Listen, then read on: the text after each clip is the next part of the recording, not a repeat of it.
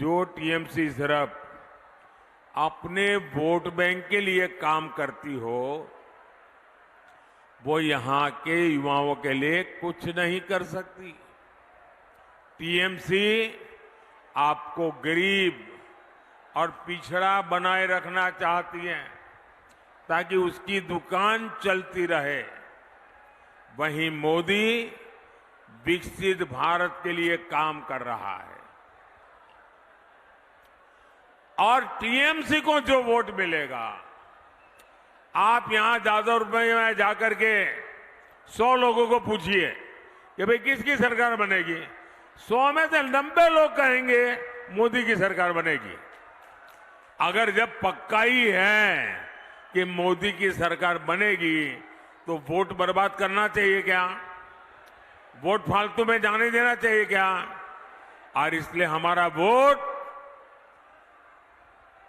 मोदी सरकार को मजबूत बनाने के लिए, केंद्र में सरकार बनाने के लिए जाना चाहिए। जो विकसित बंगाल, विकसित भारत के संकल्प को लेकर के आगे बढ़ रहे हैं, भाइयों और बहनों, जादवपुर हो, कोलकाता हो, ये मनन चिंतन करने वालों का क्षेत्र है। मैं आपसे जरूर जानना चाहूंगा, ये टीएमसी वाले सुबह शाम वोट बैंक करते हैं, सुबह शाम गाली गलौज करते हैं, सुबह शाम कानून के खिलाफ काम करते हैं। इनके पास देश के लिए कोई विजन है क्या? टीएमसी वालों के पास देश के लिए कोई विजन है क्या? बंगाल के लिए कोई विजन है क्या? जो टीएमसी सिर्फ अपने वोट बैंक के लिए काम करती हो, वो यहां के युवाओं के लिए कुछ नहीं कर सकती।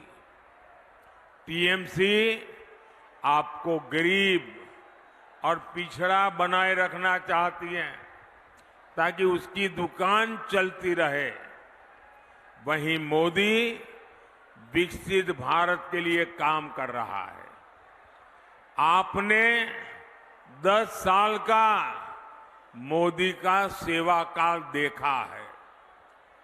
देश के नौजवानों के लिए अवसर हो, गरीब और मिडिल क्लास की सुविधा हो, इसके लिए 10 साल में अभूतपूर्व काम हुआ है।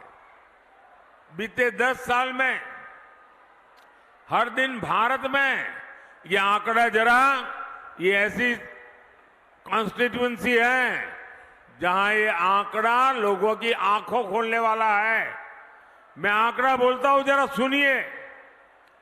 आज 10 साल में क्या हुआ? मोदी को सेवा करने का मौका दिया तो क्या हुआ? भारत में डेली हर दिन 2 नए कॉलेज खुले हैं। ये छोटा काम नहीं है। भारत में हर हफ्ते एक नई यूनिवर्सिटी बनी है। हर साल 30 से ज्यादा मेडिकल कॉलेज बने हैं। 10 साल पहले ग्लोबल रैंकिंग में हमारे 4-5 इंस्टीट्यूट आते थे। आज दर्जनों इंस्टीट्यूट ग्लोबल रैंकिंग में भारत के नाम है। आज भारत दुनिया का तीसरा बड़ा स्टार्टअप इकोसिस्टम है। आने वाले 5 साल में हम भारत को ग्लोबल एजुकेशन, रिसर्च और स्किल डेवलपमेंट का हब बनाता देखेंगे।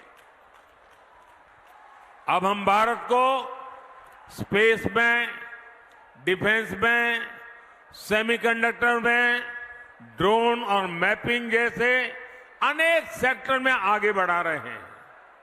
इसका सीधा लाभ हमारे नौजवान बेटे बेटियों को होगा।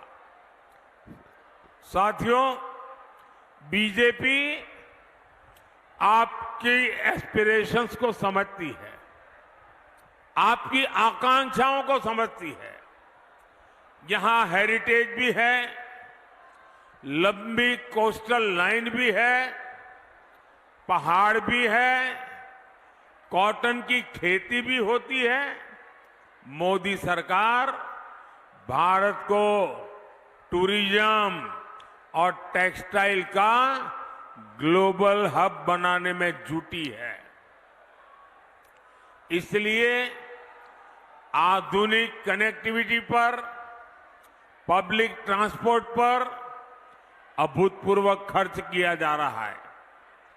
10 साल में के पहले देश के 4-5 शहरों में ही मेट्रो की सुविधा थी।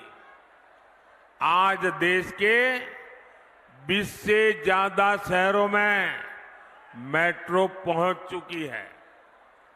कोलकाता मेट्रो का हम तेजी से विस्तार कर रहे हैं। कोलकाता मेट्रो के पास अब पहली अंडर वाटर मेट्रो होने का भी गौरव है। अभी हमने वंदे भारत ट्रेनें देखी। आने वाले 5 सालों में देश के ज्यादातर शहर वंदे भारत से जुड़े हुए होंगे। आने वाले 5 साल में हम इलेक्ट्रिक बसों का, इलेक्ट्रिक मोबिलिटी का विस्तार होता देखेंगे। ये नए भारत का नया ट्रांसपोर्ट तो होगा ही, ये नौकरियों का भी नया दौर लेकर आएगा।